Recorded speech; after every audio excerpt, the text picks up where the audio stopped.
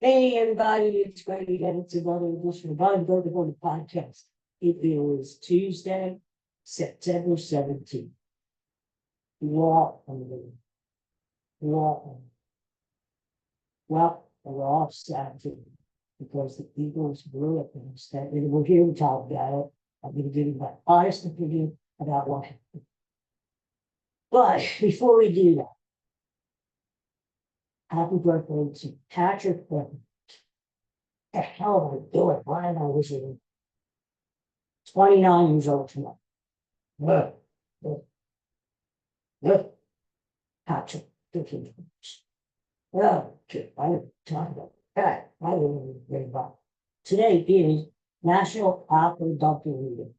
Go out and have an apple dumpling the way you want it, because you want it warm, put it in the oven, want it warm, maybe get some of the vanilla cream, the pour it off there, you have it really high spoon, hot and cold.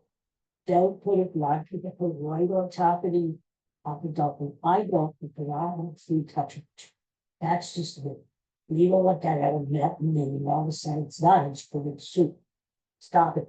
Put it separate. Have your ice cream, have your warm apple dumpling. That's how I do it. That's how I roll in the wheelchair. Anyway, I needed to go. We went to Black Creek Nursery near Lancaster this morning. Donna needs to get our fall flowers. Mom is the word. Mom is the word.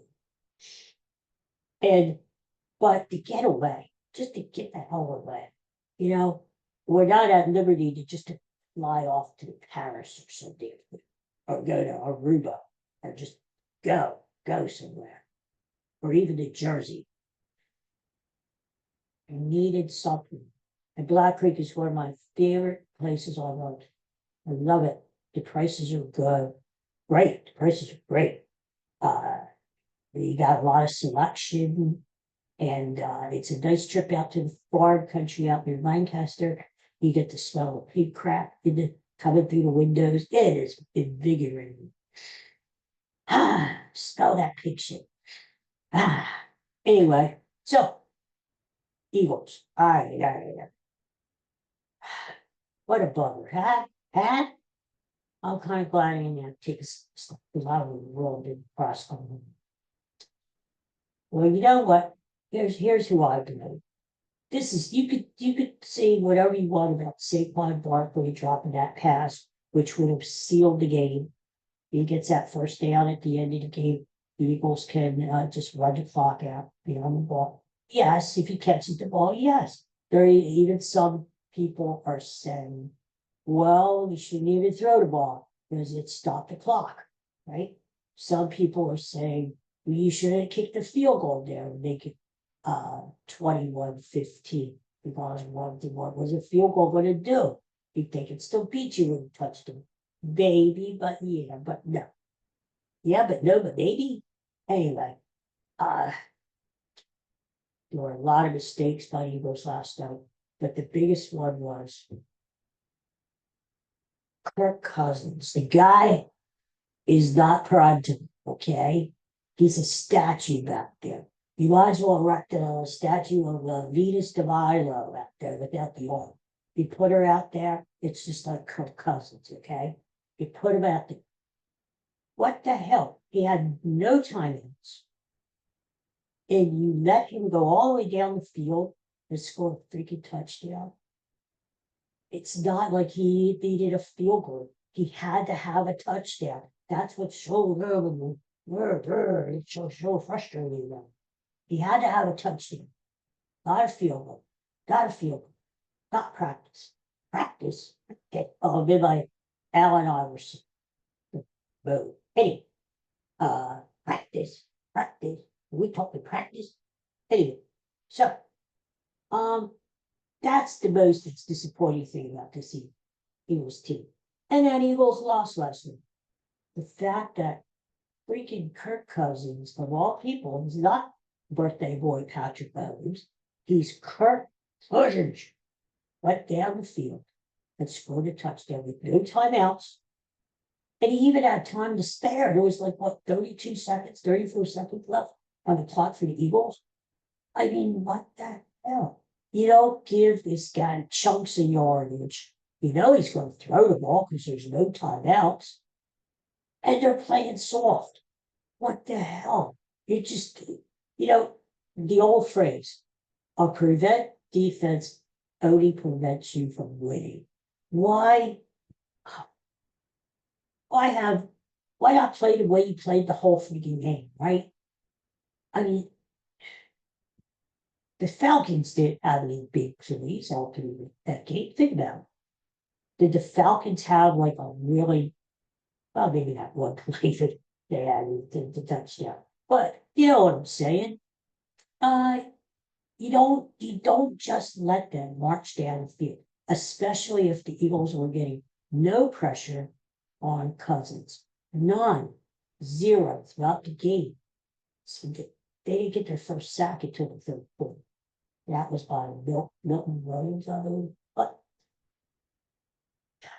why? The front four. First of all, those Georgia guys need to step up.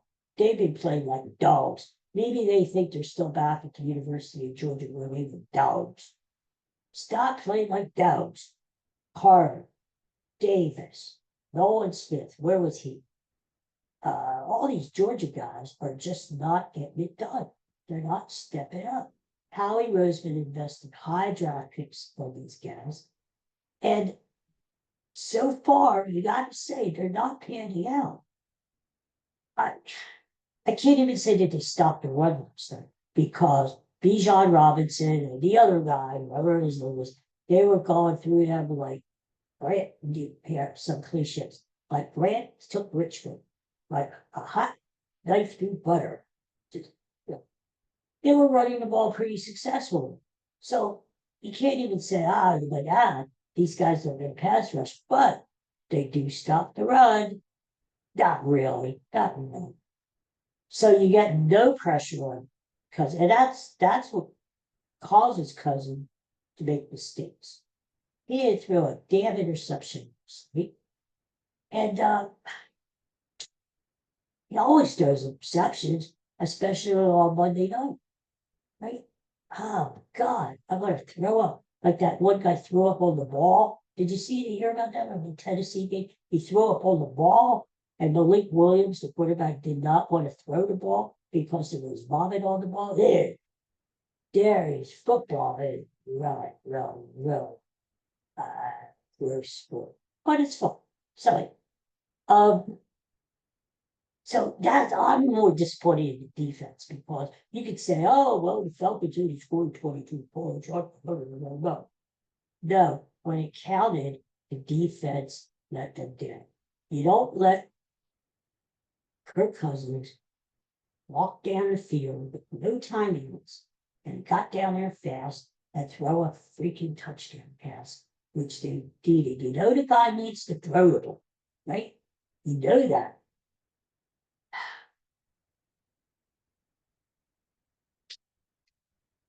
That's what lost them the game because, you know, so Barkley doesn't catch the ball. Yes, he shouldn't punt the ball. Okay. I get that. Yes, there were mistakes throughout the game. I disagree with Sirianni going for 4th and 4 when the first quarter was there. Doesn't get it. That's when you should keep the field up. You can't come out of that drive. Barkley was running like a maniac. 9 runs, 10 runs, 9 runs, 10 runs, 9 yards, yards. What am I saying? Runs. What the heck? He was running very, very well early in the game. And that's frustrating when you get down there and you get 0 points. You're kicking their ass on the line of scrimmage and you get 0 points.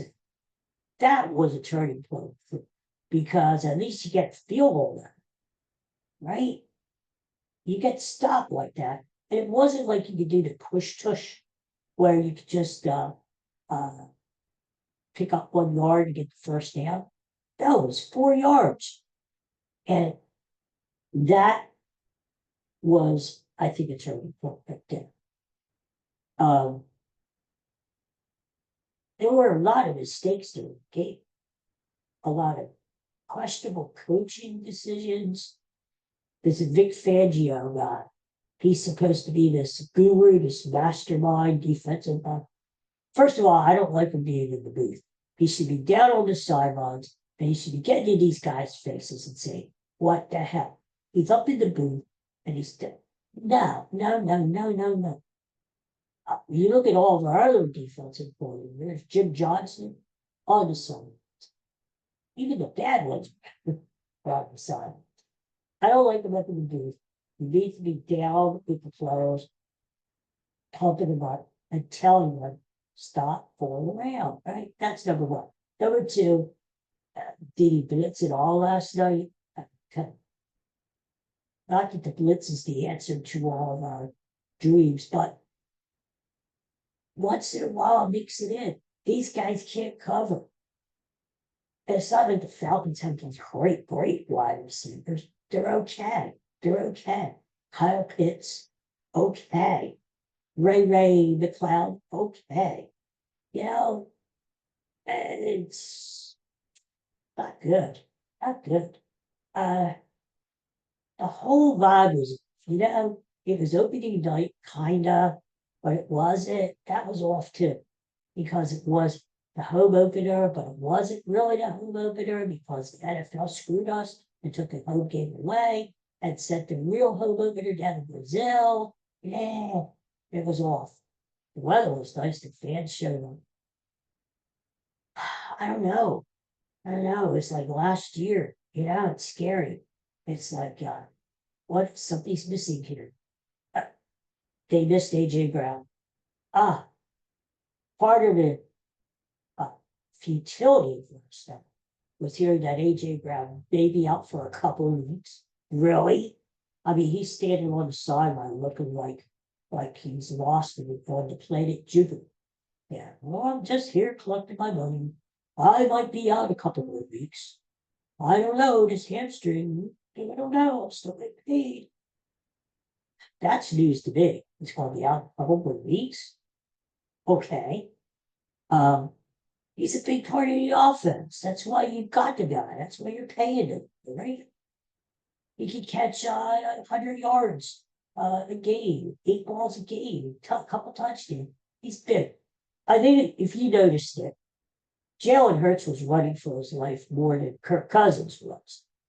And I think because Jalen Hurts he ran a lot, but I didn't think he was forced to run. I don't necessarily think it was the offensive line's fault. I think the receivers weren't getting open. You got Brittany Covey out there. You got Johan Dotson. Where was he? They weren't going to Devontae Smith early. He didn't get targeted until, I believe, the second quarter. Dallas Goedert caught 1 or 2 balls, but then he got lost. I mean, you got these weapons. You got to use them, right? I think some of these guys were proving why they're not starting wide receivers in the NFL. Brittany Covey, maybe instead of blaming the offensive line, you blame the receivers because they couldn't get open. Maybe that's why Jalen Hurts had to run when he did. And maybe that's why Jalen Hurts was on the move as much as he was.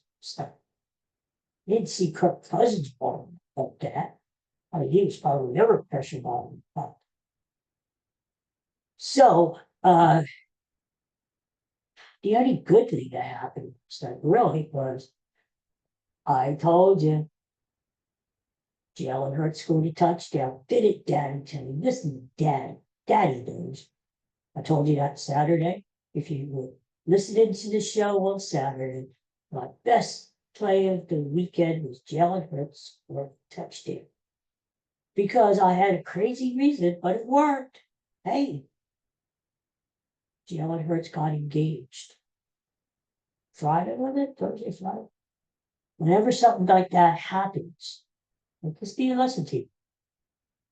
Whenever something like that happens in an athlete's life, a birthday, new baby in the family, an engagement, whatever, right? The next game back, that athlete usually had a superior performance. It happened with Bryce Harper. when his wife had a baby, and he came back the next game in St. Louis, I remember that, and hit a home run. How many athletes just go way off beyond their means on their birthday? So I figured, okay, it's not a football reason, but Jalen Hurts is going to score a touchdown because he's all pumped up because he got engaged. So it was close. It was Saquon Barkley almost got it across the goal line. His knee was on the half-yard line, and I said, "Goody, goody gumdrops."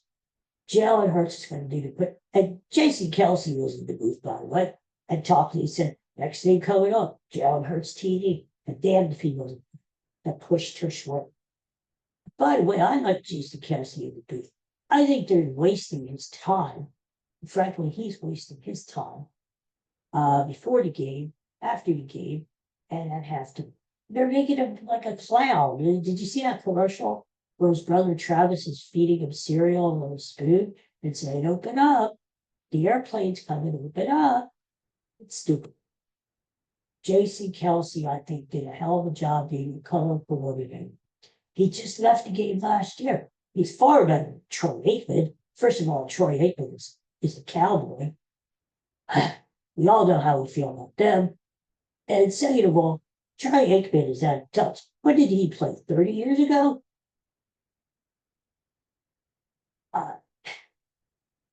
I think Jason Kelsey did a great job in the booth.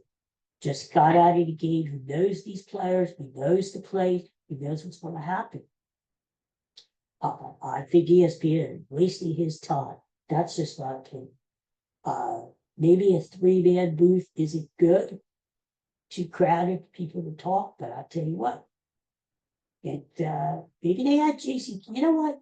Maybe they had. I know they had Jason Kelsey on last night during part of the third quarter because he was in the stadium, and they wanted to promote his, being on ESPN, Monday Night Football.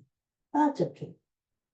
But I'm thinking maybe another reason he was actually in the booth with Buck and Aikman is maybe they're trying out the 3-man thing. I don't know if Buck and Aikman would love that very much, but I think a 3-man booth would be okay.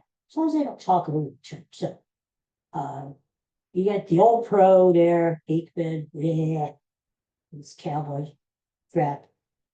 And you get the Eagle. You get the more intelligent view of football. You get the guy who's in touch, and the guy who's popular, and the guy who is fun, and the guy who knows what he's talking about.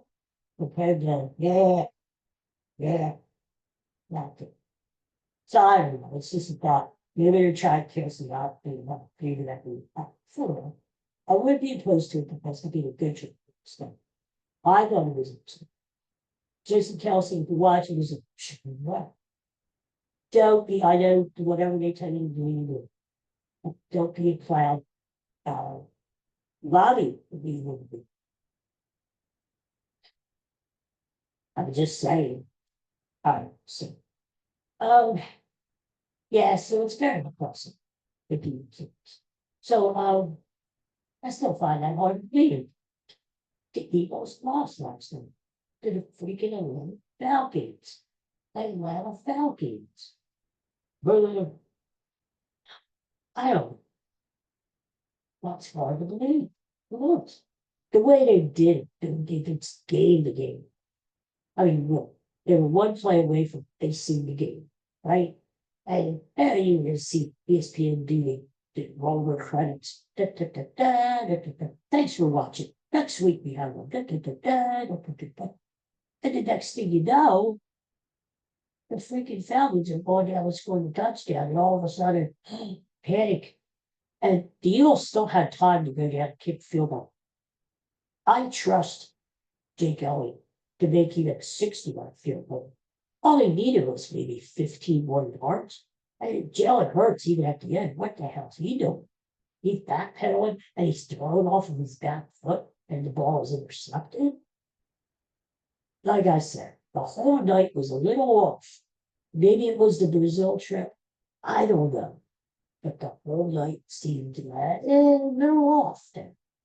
So the long range effect is the Eagles are going to let them, and they faced two tough rankings. We didn't think these rankings were tough, and we were strong.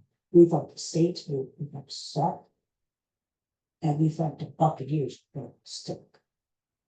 Well, first you got the Saints on the side, and you got to go down to New Orleans, and it's not a place that the Eagles have played well in the past. And to play the Saints team that was red hot and 2-0, and not only that, they scored points in bunches. Alvin Kamara was gone, he's blue again. David Carr, or whatever the hell his name is, he's playing well. That's no. And then you got the Buccaneers. And you got the Buccaneers, what, they 2-0 too? And all these teams are 2-0. But you go down there, and yeah, the Eagles are having revenge. Yeah. God forbid the Eagles lose Sunday to the Saints and go 1-2. It almost becomes like a really big game. I'm not saying muscle in, because I don't believe in muscle in this whole season. The season is too long. Not a season. Well, it would be nice to be good. Now, it'd be nice to be Bucks with Tim Pat. It's another place about Trump. And the Bucks, I don't know what the teams improve some what the Detroit into rounds. So I mean, the Eagles have done the way home. When they lost the winnable home against a team that they should have beaten, the team they were favored to beat, but 5.5 points. It was 1-7. AJ Brown ruled out, and the line went down. So I don't know. I mean, let's see what happens, right? I know they got to pick it up. The coaches have to pick it up. Didn't see much passion. Even fans brought it. What was the passion? Like Jalen Hurts had a lot of passion. In fact, he was flagged for a penalty when he spiked the ball when he scrambled and picked up the first down. He's about the only one, really. One of these guys going through the motion. What the hell? Where that? They look worth it. That's what I was saying at the university. These guys, like Dallas Scott or so, maybe we were coasted a little bit there. Coasted. What are you guys coasting for? What have you on? Duh. Did I miss something? What the hell? You have a right to coast?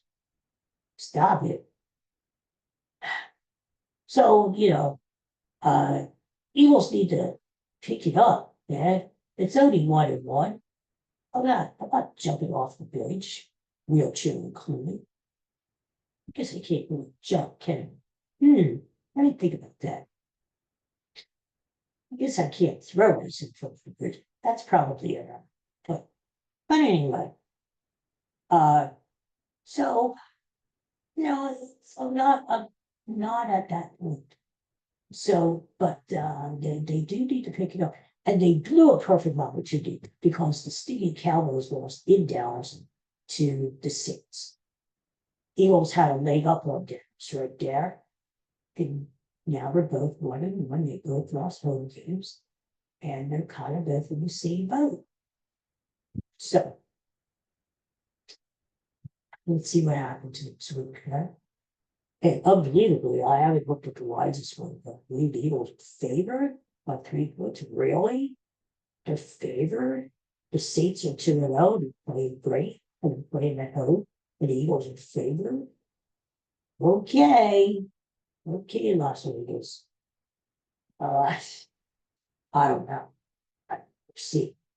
We'll see what happens. But anyway, that's the end of week 2. And upbummed. And then on top of it, these guys, the Phillies they lost. That's just bummed about that because even though they lost, Atlanta wins.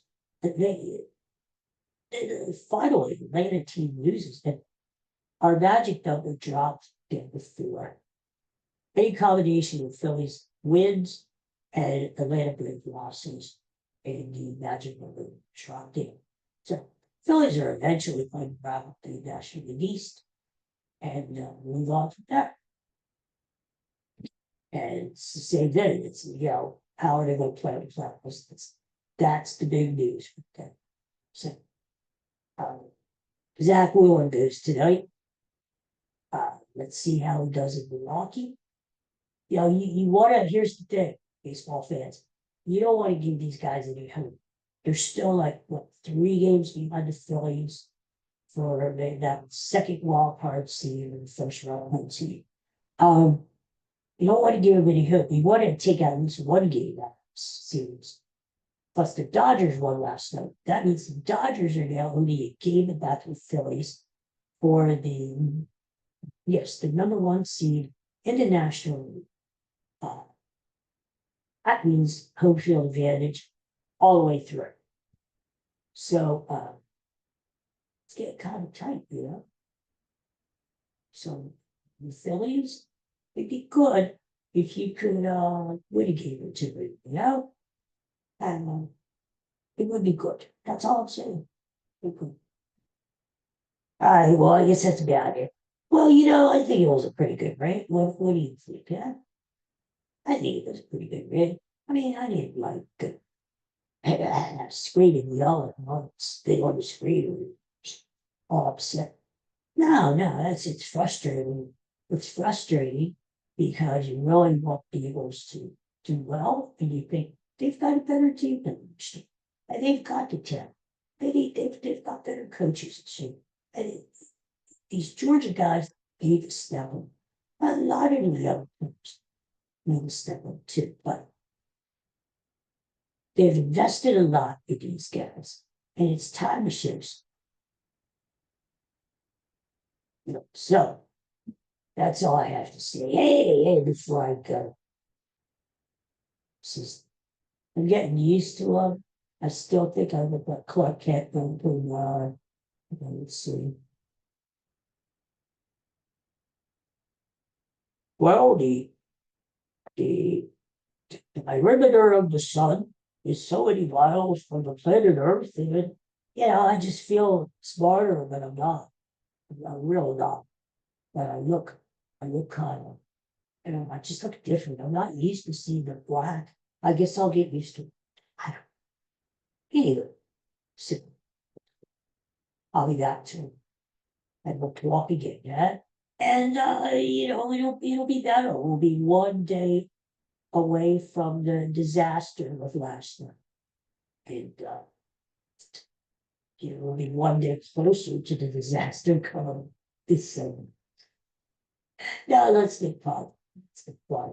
It could be good.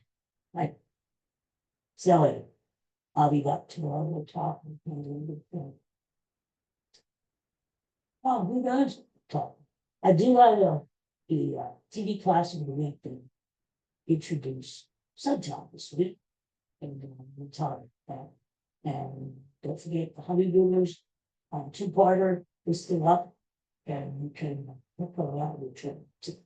So everybody peace and love. And we don't do anything rash. The people will be fine. And next time, listen to me again.